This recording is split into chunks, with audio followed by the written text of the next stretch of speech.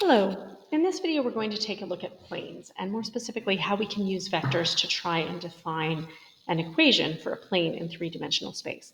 So a plane is uniquely defined by any three non-collinear points. So they have to be non-collinear, because if they're collinear, they're just defining a line, which is a one-dimensional object, not a two-dimensional object. So I can have a point A here. Let's say we have a point B up here and a point C over here somewhere. What we want to be able to do is come up with an equation that will tell me the coordinates of any arbitrary point P on that plane. Now I've drawn P kind of in the middle of A, B, and C. It doesn't really matter. The arguments here are going to be the same. But what I'm going to do is I have the coordinates of these points. That's akin to having the position vectors of these points. And with these position vectors, I can define a couple of direction vectors on the plane. I need two direction vectors for the plane. So I'm going to consider AB and AC. I could just as easily have chosen, say, AC and BC. Doesn't really matter, but I'm picking these two. They're going to be direction vectors for the plane. Any two direction vectors for the plane will do. I'm going to want to find a way to express AP. Ultimately, I'm going to want to find a way to express OP, but for now, let's deal with AP. So to find a way to express AP, what I'm going to do is I'm going to define some parallel vectors. So I'm going to draw a line parallel from P, parallel to AC, over to AB. And I'm going to call that point of intersection D. So what this tells me is that AD is some scalar multiple, I'm going to call it lambda, of AB. Now I've drawn it so that AD is smaller than AB. It could be longer. It could actually be in the other direction. So that scalar multiple could be negative, but it is parallel, so it is a scalar multiple. Likewise, I'm going to draw a line parallel from P, parallel to AB, until it intersects AC, and I'll call that point E.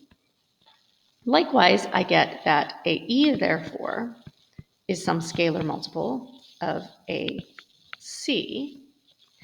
But more to the point, what I've drawn here, ADPE, is a parallelogram. So that means that DP and AE are equal length and in the same direction, which means they are actually equal vectors. So in other words, DP is equal to AE, which means that DP is also a scalar multiple of AC. And likewise, EP is equal to AD because they are in the same direction, they are the same length. So what that means, well, I can express AP as an addition of two vectors. So I'm going to say AP is AD plus DP. I could also have said AE plus EP, and in the end, once I do my substitutions, I would be in exactly the same place. Because remember, D is not a point I know. I don't actually know the coordinates of D. I don't need to know the coordinates of D. Because AD is a scalar multiple of AB. So I can replace that and say AP is then equal to lambda times AB. Likewise, DP is a scalar multiple of AC.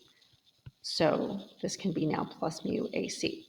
So now what I've done is I've expressed a vector AP as a linear combination of the two direction vectors AB and AC for that plane. Now I mentioned that I actually don't ultimately want AP. I want a way to know the coordinates of P, which means I want to know OP. I want the position vector. Now the origin is somewhere off of the plane, probably. It could be in the plane, but it's almost like certainly not. And what I know when I know coordinates of A is I know OA. And I know OC and I know OB.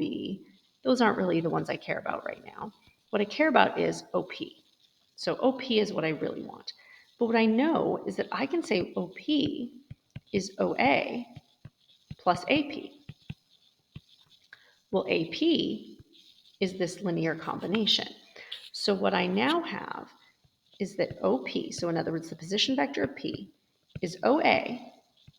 And it was arbitrary that I picked A as my starting point. I could have picked B or C, but the position vector of some point on the plane plus a linear combination of two direction vectors on that plane. So this is a parametric equation. It means I do need two parameters in order to define a plane, which kind of makes sense. I needed one parameter to define a line. This is another dimension. I'm going to need another parameter to define it. So I need the position vector of some point on the line and then a parametric equation to show the two direction vectors on the plane. So let's look at an example here. So I have a plane that contains these 3 points, or these 3 position vectors is another way I can think about it. I need 2 direction vectors. And just to show you that A was completely arbitrary, this time let's use B as our starting point.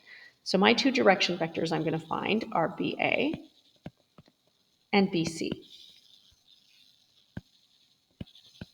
So to find BA, well, A is the end point. I'm going towards A. So -5 minus 2, -7. 3 minus 7 is -4, and 1 minus -4 is 5. That's the direction vector BA. If I went AB, it would be no different. I would just have 7, 4, -5. That is still a direction vector on the plane. BC, okay, to go from B to C, 5 minus 2 is 3, 0 minus 7 is -7, and -2 minus -4 is +2. So that is a second direction vector on this plane.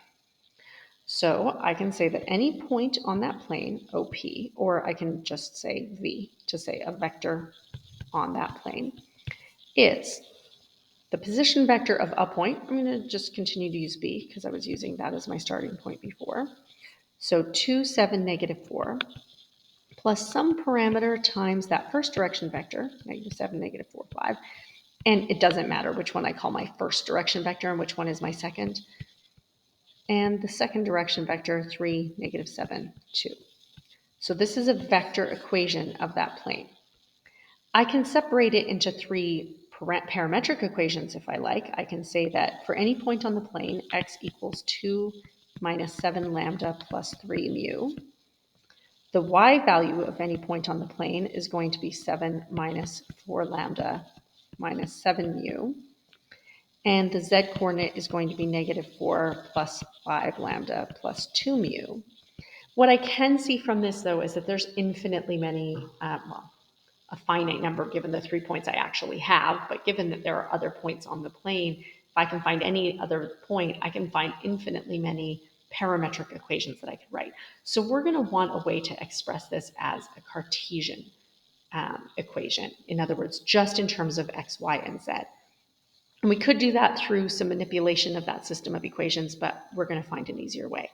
So to find a Cartesian equation for a plane, we're going to use the normal axis of the plane. That is a line that is perpendicular to the plane and through the origin. It's perpendicular to the vector through any 2 points on the plane. So any direction on the plane is going to give me a vector that is perpendicular to the normal axis. That's any normal vector to that plane is going to be normal to every vector within the plane.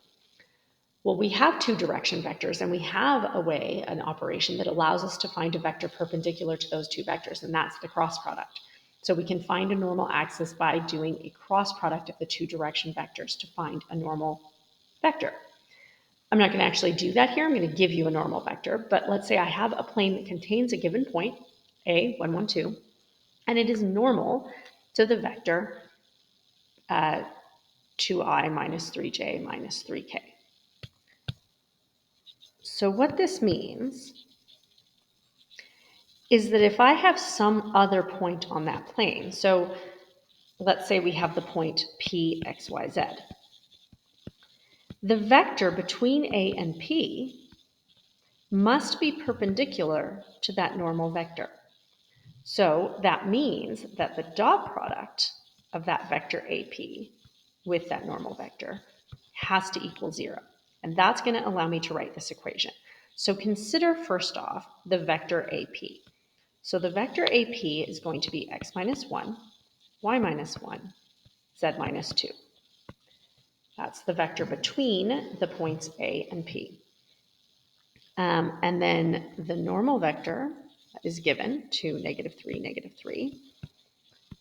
The dot product of those is therefore going to be 2x minus 2 minus 3y plus 3 minus 3z plus 6. And that is all equal to 0. Well, this right here is a Cartesian equation. It just contains x, y, and z.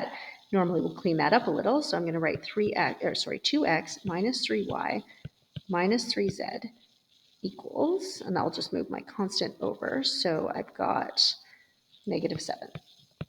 That is a Cartesian equation for this plane.